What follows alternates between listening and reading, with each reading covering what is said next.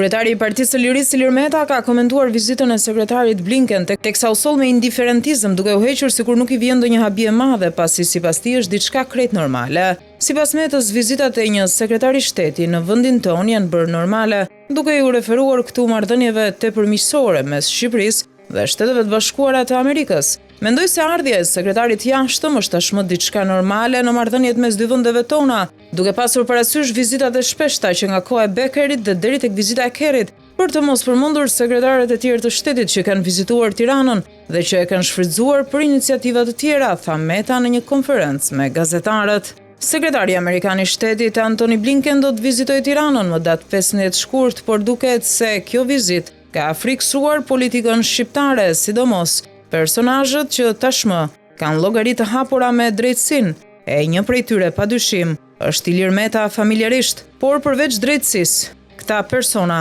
i tremben edhe damkave non grata, si Sali Berisha.